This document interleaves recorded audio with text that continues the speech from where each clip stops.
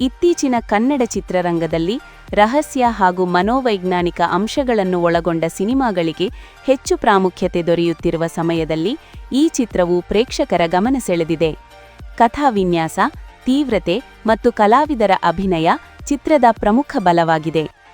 ಈ ಚಿತ್ರದಲ್ಲಿ ನಾಯಕನಾಗಿ ಧನ್ವೀರ್ ಹಾಗೂ ನಾಯಕಿಯಾಗಿ ಸಂಜನಾ ಆನಂದ್ ಕಾಣಿಸಿಕೊಂಡಿದ್ದಾರೆ.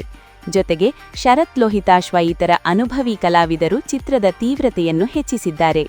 ಅವರ ಅಭಿನಯ ಕಥೆಯ ಭಾವನಾತ್ಮಕ ಹಾಗೂ ರೋಚಕ ಅಂಶಗಳನ್ನು ಪರಿಣಾಮಕಾರಿಯಾಗಿ ತೋರಿಸುತ್ತದೆ. ಚಿತ್ರದ ಕಥೆ ಒಂದು ಧೈರ್ಯಶಾಲಿ ಪೊಲೀಸ್ ಅಧಿಕಾರಿಯ ಸುತ್ತ ಸಾಗುತ್ತದೆ. ನಗರದಲ್ಲಿ ಸಂಭವಿಸುವ ರಹಸ್ಯಮಯ ಸಾವುಗಳು ಮತ್ತು ಅಪರಾಧಗಳು ಕಥೆಗೆ ಆರಂಭಿಕ ಹಿನ್ನೆಲೆಯಾಗುತ್ತವೆ. ಈ ಘಟನೆಗಳ ಹಿಂದೆ ಇರುವ ಸತ್ಯವನ್ನು ತಿಳಿಯಲು ನಾಯಕನು ತನಿಖೆ ಆರಂಭಿಸುತ್ತಾನೆ. ತನಿಖೆ ಮುಂದುವರಿದಂತೆ ಪೌರಾಣಿಕ ಸಂಕೇತಗಳು, ವೈಜ್ಞಾನಿಕ ಅಂಶಗಳು ಮತ್ತು ಮಾನಸಿಕ ಸಂಘರ್ಷಗಳು ಒಂದರೊಂದಿಗೆ ಒಂದು ಬೆಸೆದುಕೊಳ್ಳುತ್ತವೆ.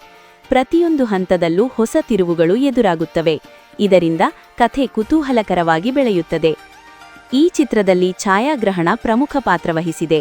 ಕತ್ತಲೆಯ ದೃಶ್ಯಗಳು ಮತ್ತು ತೀವ್ರ ಹಿನ್ನೆಲೆ ಸಂಗೀತವು ರಹಸ್ಯಮಯ ವಾತಾವರಣವನ್ನು ಸೃಷ್ಟಿಸುತ್ತವೆ. ಸಂಪಾದನೆ ಹಾಗೂ ದೃಶ್ಯ ವಿನ್ಯಾಸ ಕಥೆಯ ವೇಗವನ್ನು ಸಮತೋಲನದಲ್ಲಿರಿಸುತ್ತವೆ.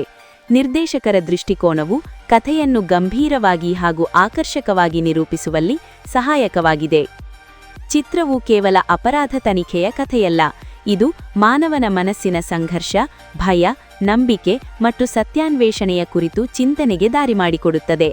ಸತ್ಯ ಯಾವಾಗಲೂ ಸುಲಭವಾಗಿ ದೊರೆಯುವುದಿಲ್ಲ, ಅದನ್ನು ಹುಡುಕಲು ಧೈರ್ಯ ಮತ್ತು ಸಹನೆ ಅಗತ್ಯ ಎಂಬ ಸಂದೇಶವನ್ನು ಚಿತ್ರ ನೀಡುತ್ತದೆ. ಕೆಲವು ಭಾಗಗಳಲ್ಲಿ ಕಥೆ ನಿಧಾನವಾಗಿ ಸಾಗುತ್ತದೆ ಎಂಬ ಅಭಿಪ್ರಾಯ ಇದ್ದರೂ ಒಟ್ಟಾರೆ ಚಿತ್ರದ ತೀವ್ರತೆ ಪ್ರೇಕ್ಷಕರನ್ನು ಕೊನೆಯವರೆಗೂ ಹಿಡಿದಿಡುತ್ತದೆ.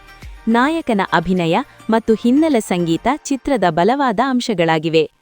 ಒಟ್ಟಾರೆ ಹಯಗ್ರೀವ ಕನ್ನಡ ಚಿತ್ರರಂಗದಲ್ಲಿ ರಹಸ್ಯ ಥ್ರಿಲ್ಲರ್ ಶೈಲಿಗೆ ಒಳ್ಳೆಯ ಉದಾಹರಣೆಯಾಗಿದೆ. ಕಥೆಯ ತಿರುವುಮಾರುಗಳು, ತಾಂತ್ರಿಕ ಅಂಶಗಳು ಹಾಗೂ ಕಲಾವಿದರ ಸಮರ್ಪಿತ ಅಭಿನಯ ಚಿತ್ರವನ್ನು ಮನರಂಜನಾತ್ಮಕ ಹಾಗೂ ಚಿಂತನೆಗೆ ಉತ್ತೇಜನ ನೀಡುವ ಕೃತಿಯನ್ನಾಗಿ ಮಾಡಿವೆ. ಕ್ರೈಮ್ ಮತ್ತು ರೋಚಕ ಕಥಾವಸ್ತುಗಳನ್ನು ಇಷ್ಟಪಡುವ ಪ್ರೇಕ್ಷಕರಿಗೆ ಈ ಚಿತ್ರ ಉತ್ತಮ ಆಯ್ಕೆಯಾಗಬಹುದು.